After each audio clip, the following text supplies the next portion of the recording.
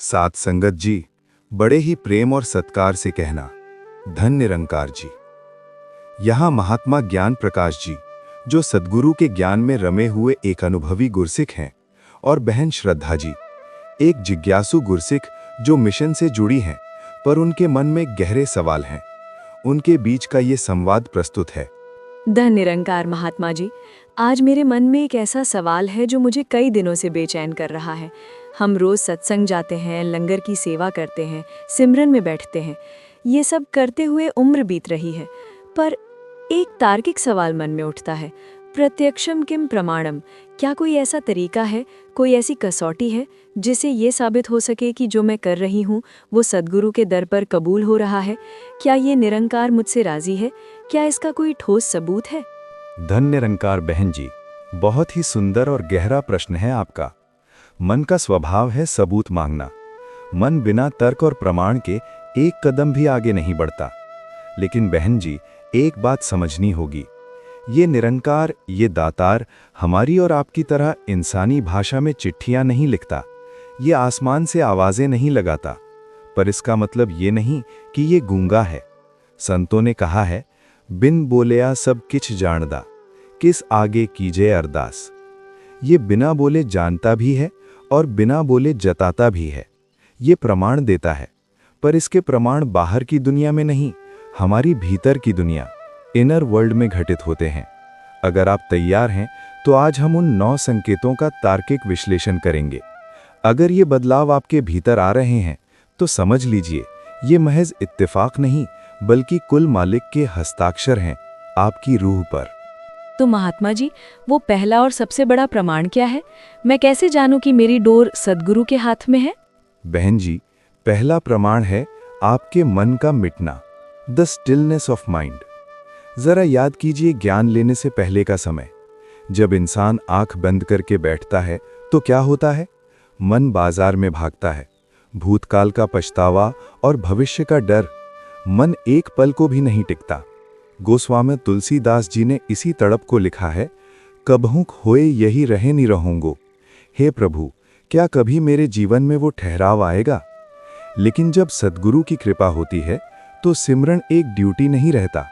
जैसे ही आप आंखें बंद करते हैं, तू ही निरंकार मैं तेरी शरण हां, मैनू बख्श लो, कहते ही एक गहरा सन्नाटा उतरने लगता है। आपको विचारों से लड़ना नहीं पड़ता। महर्षि पतंजलि जिसे योगः चित्त वृत्ति निरोधः कहते हैं, वो अवस्था आपके भीतर बिना किसी हठयोग के केवल ज्ञान के एहसास से घटने लगती है। बाहर कितनी भी बड़ी समस्या हो, पहाड़ टूट पड़े, पर आप अंदर से हिलते नहीं हैं। जैसे समुद्र की लहरें ऊपर शोर मचाती हैं, पर गहराई में असीम शांति होती है। श्रीमद् भगवद गीता में भगवान कृष्ण इसी अवस्था को कहते हैं, दुखेष्व अनुद्विग्न मनः। अगर बिना कोशिश किए आपके भीतर एक ठहराव आ गया है तो ये सद्गुरु की रजा का पहला और सबसे बड़ा सर्टिफिकेट है। गहरी सोच में पड़ते हुए, ये बहुत अद्भुत है महात्मा जी। बाहर का शोर अंदर की शांति को नहीं तोड़ पाता, लेकिन एक सांसारिक इंसान का तर्क ये होगा कि केवल मन के शांत होने से घर का खर्च तो नहीं चलता, भौतिक दुनिया में भी तो कोई प्रमाण मिलना चाहिए ना? बिल्कुल, और यहीं से दूसरा प्रमाण जन्म लेता है। बहन जी, अध्यात्म का विज्ञान, साइंस ऑफ स्पिरिचुअलिटी कहता है कि जब भीतर का मौसम बदलता है तो बाहर की कायनात भी आपके हक में फैसले लेने लगती है। दूसरा संकेत है परिस्थितियों का बिना मांगे आपके पक्ष में हो जाना, ग्रेस ओवर हसल। क्या कभी ऐसा हुआ है कि आप किसी भारी उलझन में हो, न पैसा था न कोई सिफारिश, और अचानक से कोई ऐसा जरिया बना जो आपकी सोच से परे था और आपका काम मक्खन की तरह हो गया? पर महात्मा जी, काम तो दुनिया वालों के भी बनते हैं। कई लोग जो भगवान को नहीं मानते, उनके काम भी बन जाते हैं। इसमें सद्गुरु की रहमत कहाँ से सिद्ध हुई? यही तो फर्क है बहन जी। एक आम इंसान और एक गुरसिख के काम बनने में जमीन आसमान का अंतर है। सांसारिक इंसान जब काम बनाता है तो वो जुगाड़ लगाता है, वो लोगों के आगे हाथ फैलाता है, अपनी इज्जत गिराकर खुशामद करता है, रातों की नींद खराब करता है। लेकिन सद्गुरु जिस पर मेहरबान होता है, वो गुरसिख किसी के आगे हाथ नहीं फैलाता। कबीर साहिब ने कहा है, साधु भूखा भाव का, धन का भूखा नाही। गुरसिख मांगता नहीं है, वो केवल अपना कर्म करता है और निरंकार पर छोड़ देता है। और चमत्कार ये होता है कि मदद खुद चलकर उसके दरवाजे पर आती है, क्योंकि भगवान का वादा गीता अध्याय 9 श्लोक 22 में स्पष्ट है, योग क्षेमम वहाम्यहम। जो अनन्य भाव से मेरा चिंतन करते हैं, उनकी जो ज़रूरतें हैं उन्हें मैं खुद वहन करता हूँ। दुनिया वाले काम करवाते हैं, पर गुरसिख के काम हो जाते हैं। जब आपके जीवन में प्रयास की जगह कृपा ले ले, जब अनहोनी होनी बन जाए और आपको मांगने की ज़रूरत ही न पड़े, तो समझ लेना कि आपकी फाइल पर सद्गुरु की मोहर लग चुकी है। वाह, मांगने की जरूरत ही न पड़े, ये बात सीधे दिल में उतर गई। पर महात्मा जी, जब हम इस दुनिया में रहते हैं तो हमारे भीतर कई कमियां होती हैं। गुस्सा, नफरत, ईर्ष्या, हम इन्हें छोड़ना चाहते हैं, कस्में खाते हैं, फिर भी टूट जाते हैं। क्या निरंकार इसमें भी कोई संकेत देता है? बहन जी, यही तो तीसरा और सबसे पवित्र संकेत है, विकारों का प्रयास रहित छूटना, एफर्टलेस ड्रॉपिंग ऑफ वाइसेस। हम अक्सर सोचते हैं कि बुरी आदतें छोड़ने के लिए हमें लड़ना पड़ेगा, पर मनोविज्ञान और अध्यात्म दोनों कहते हैं कि जिस चीज से आप लड़ते हैं वो और मजबूत हो जाती है। जब आप कहते हैं मैं गुस्सा छोड़ रहा हूं, तो इसमें मैं यानी अहंकार मौजूद है। पर जब निरंकार की रहमत होती है तो बुराइयां छोड़ी नहीं जाती, वो खुद ब खुद छूट जाती हैं। खुद ब खुद? ये कैसे संभव है महात्मा जी? इसे एक उदाहरण से समझें। जब पतझड़ आता है तो क्या पेड़ को अपने सूखे पत्ते गिराने के लिए जोर लगाना पड़ता है? नहीं, मौसम बदलता है और पत्ते स्वतः ही झड़ जाते हैं। इसी तरह जब इस निरंकार के ज्ञान का बसंत आपके भीतर आता है तो विकारों के पत्ते अपने आप झड़ने लगते हैं। ज्ञानाग्नि सर्वकर्माणि भस्मसात् कुरुते तथा। ज्ञान की अग्नि सब जला देती है। बहन जी, जिस इंसान की शक्ल देखकर पहले आपको क्रोध आता था, आज उसी इंसान के सामने आने पर आपको उस पर रहम आने लगता है। आपको महसूस होता है कि मेरी डीप क्लीनिंग हो रही है। बाबा फरीद जी का वो वचन आपकी हकीकत बन जाता है, फरीदा बुरेदा भला कर, गुस्सा मन न हटाए। जब बुराइयों को ढोना एक बोझ लगने लगे और वो बिना आपकी कोशिश के आपसे दूर होने लगें, तो बिना शंका के मान लीजिएगा कि सद्गुरु ने आपको अपने सांचे में ढालना शुरू कर दिया है। महात्मा जी थोड़ा रुकते हैं। बहन श्रद्धा जी पूरी तरह से स्तब्ध और शांत हैं। ज्ञान की इन तार्किक और गहरी बातों ने उनके मन के कई जाले साफ कर दिए हैं। बहन श्रद्धा जी, गहरी सांस लेते हुए, महात्मा जी, ऐसा लग रहा है जैसे कई बंद दरवाजे एक साथ खुल गए हों। लेकिन क्या अभी और भी ऐसे प्रमाण हैं जो इस बात को और पुख्ता करते हैं? बहन जी, ये तो अभी केवल शुरुआत है। आगे के जो 4 संकेत हैं वो तो सीधा उस अवस्था की ओर ले जाते हैं जहां इंसान और निरंकार के बीच का फासला ही खत्म हो जाता है, जहां प्रेम बेवजह हो जाता है और दुनिया में रहते हुए भी इंसान जल कमलवत हो जाता है। अगर आप चाहें तो हम उस गहराई में भी उतरेंगे। जी महात्मा जी, मैं पूरी तरह से तैयार हूँ। कृपया मुझे उस ज्ञान से भी सराबोर करें। कृपया मुझे वो चौथा संकेत बताइए, जब मन साफ हो जाता है तो उसमें क्या भरता है? बहुत सुंदर सवाल है बहन जी। जब मन साफ होता है तो उसमें निरंकार अपनी सबसे कीमती चीज भरता है, और वो है बेवजह का प्रेम, अनकंडीशनल लव। दुनिया भी प्यार करना सिखाती है बहन जी, पर दुनिया का प्यार हमेशा किसी वजह पर टिका होता है। ये मेरा रिश्तेदार है इसलिए प्यार है, इसने मेरा काम किया इसलिए प्यार है। ये प्यार नहीं, एक तरह का व्यापार, ट्रांजैक्शन है। लेकिन सद्गुरु की रहमत का चौथा संकेत ये है कि आपका प्यार बेवजह हो जाता है। प्यार आपके भीतर से एक कर्म की तरह नहीं, बल्कि एक सुगंध की तरह फूटने लगता है। कबीर साहब कहते हैं, पोथी पढ़ी पढ़ी जग मुआ, पंडित भया न कोय, ढाई आखर प्रेम का, पढ़े सो पंडित होए। और बहन जी, ये ढाई आखर केवल किताबों में नहीं रहता, आपकी आंखों में उतर आता है। आपके सामने कोई अमीर आए या गरीब, ऊंची जात का हो या नीची जात का, आपको उसमें कोई गैर नजर ही नहीं आता। शास्त्रों में इसे कहा गया है आत्मवत सर्वभूतेषु, अर्थात सब प्राणियों को अपनी तरह देखना। जब आपको सब में एक ही ईश्वर का वास दिखने लगे, ईशावास्यमिदं सर्वम, यह सिया राम मैं सब जग जानी, तो फिर आप नफरत किससे करेंगे? लेकिन महात्मा जी, इस दुनिया में इतने बुरे लोग भी तो हैं जो हमें नुकसान पहुंचाते हैं। क्या उनसे भी प्यार किया जा सकता है? ये तो बहुत अव्यावहारिक लगता है। यही तो चमत्कार है बहन जी।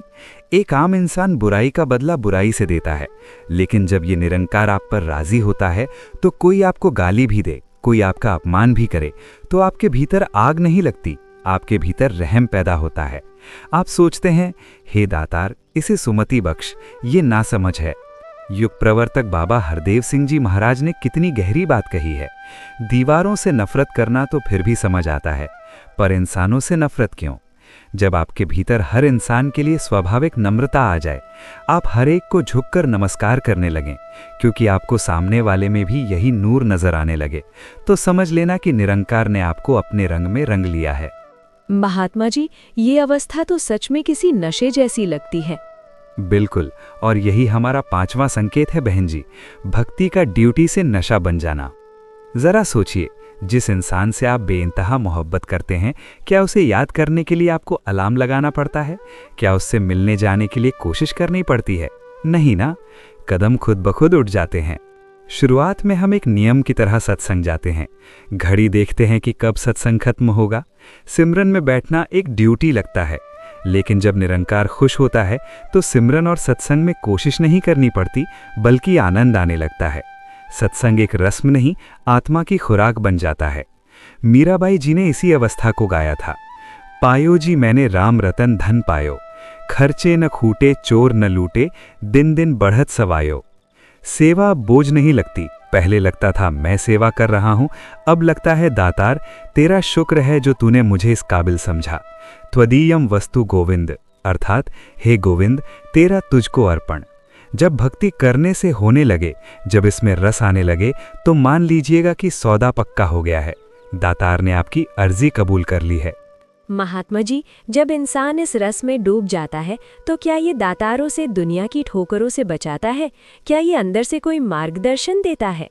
100% बहन जी, और यहीं से मिलता है छठा इशारा, सद्गुरु का भीतर से विवेक या कॉन्शियंस बनकर मार्गदर्शन करना।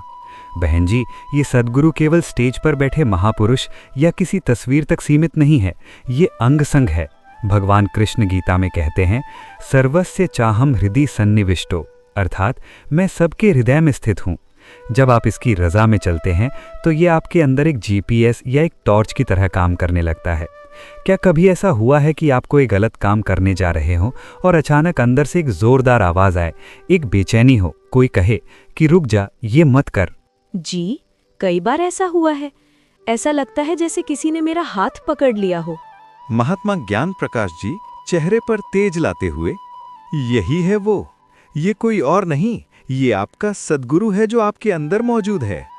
गीता में प्रभु कहते हैं, ददामि बुद्धि योगम तम, मैं उन्हें बुद्धि योग देता हूं। गुरबाणी का फरमान है, मन तू ज्योत स्वरूप हूँ, अपना मूल पछाण।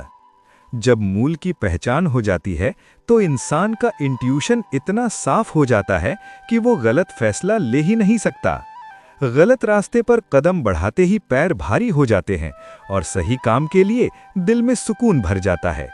अगर ऐसा हो रहा है तो यकीन मानिए, सद्गुरु ने आपका हाथ कस के पकड़ रखा है, वो आपको गिरने नहीं देगा। मालिक का इतना पहरा, इतनी फिक्र। महात्मा जी, जब ऐसा एहसास हो जाए तो फिर क्या इंसान दुनियादारी छोड़ दे? क्या वो इस मायावी संसार से दूर भाग जाए? कभी नहीं। और यही तो हमारा 7वां और सबसे ऊंचा, सबसे गहरा संकेत है। दुनिया में रहकर भी कमल के फूल की तरह जीना, द लोटस लाइक डिटैचमेंट। अक्सर लोग सोचते हैं कि ईश्वर मिल गया तो घर बार छोड़ना पड़ेगा, हिमालय जाना पड़ेगा। पर संतों जैसे विचारकों और हमारे सद्गुरु ने हमेशा यही समझाया है कि सच्चा सन्यास संसार को छोड़ना नहीं, बल्कि संसार के प्रभाव से मुक्त होना है।